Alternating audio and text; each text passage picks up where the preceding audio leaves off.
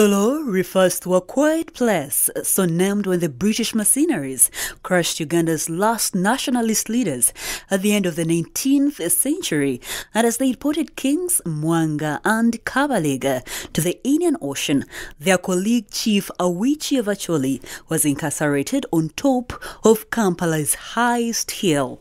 Awichi cried out, "Ani ache kanyi Kololo," meaning "I am here all alone."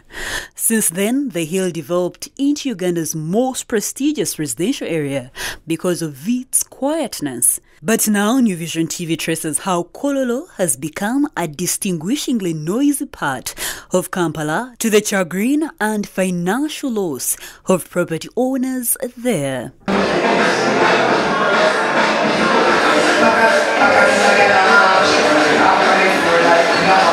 When the British colonies captured Acholi Chief Awichi and incarcerated him on central Kampala's highest hill at the end of the 19th century, he cried out in his language, "An ate kanyi Kololo," to mean that he is lonely. The local Uganda and British started calling the lonely hill Kololo. As Kampala grew, the bustle of commercial activity and growing traffic in the central business district led the colony's new affluent to move upwards to Kololo. At independence, in 1962, Kololo became the choosiest location for diplomatic missions and diplomatic residences. It also became the right place, TV and radio masts, and after the mid-90s, for telecoms. For many years, the only public bar on the lonely hill seems to have been a thinner club.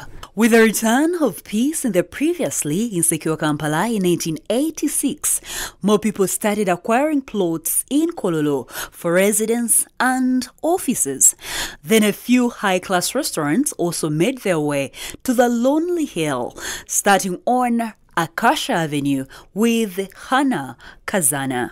But in the last decade, something awful started happening to the historic Lonely Hill.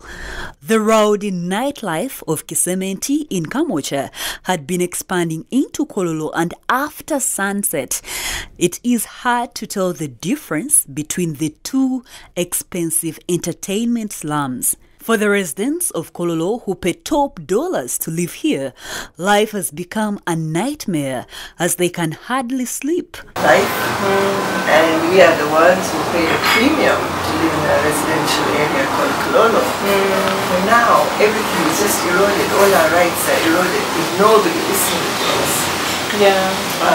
KCCA, NEMA, they all seem powerless to do anything.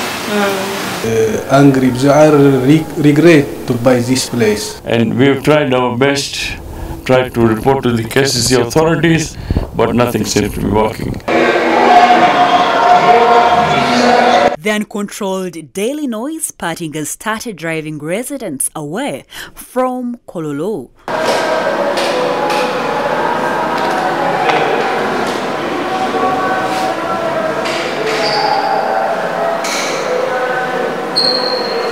During the day, Kololo looks deceptively sane.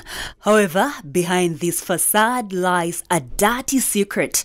There are empty bottles and glasses littered on the green pavements and the tyre-skid marks, perhaps on indication of drivers struggling to find parking space the previous night. Before they faced closure by Kampala Capital City Authority recently, by 2 a.m., drive through the lower Akasha Avenue, where most of the bars like Bubbles, Big Mike, Waves and Atmosphere are located, speaks volumes.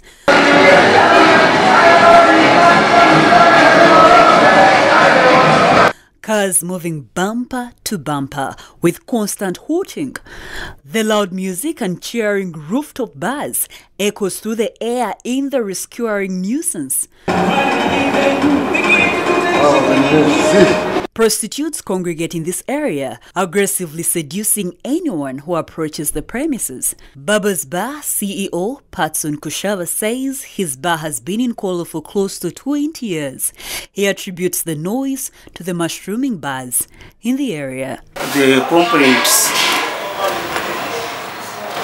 for the noise pollution and whatever is happening around Kololo. This is something that has just come up of recent in 2 years or even less. To me, I believe this noise, it may be the result of these new bugs that are mushrooming around day by day. He distances his bar from the many that cause noise pollution in Kololo. And over recent, at least when we had some complaints from the neighbors, we decided to raise up some structure that would prevent the noise. That's the soundproof you can see around. The imposing Kaboja Junior School is right in the backyard of Bubbles and Big Mike. From the top floor, one can see everything as it unfolds. Fortunately, it is a day school. Parents who drive off children at 6 a.m. see it all. Johannes Alaza, an administrator in one of the apartment blocks, says the parties often go on until 8 a.m. with half-naked and drunken people all over the place, yelling obscenities and sometimes fighting. Kololo now has about 100 bars, but a check at KCCA indicates that only 32 are licensed, the rest being operated illegally by uncouth, powerful people. However, after recent exposure of the menace of Kololo's bars, KCCA continues to crack down and has announced the closure of 2 bars, Atmosphere Lounge and Big Mike. Will KCCA maintain the momentum of enforcing order and sanity in Kololo? Only time will tell. This compilation goes to the Saturday Vision investigation team. We have Karen Atkunda, Godfrey Kimono, and Dennis Chobe.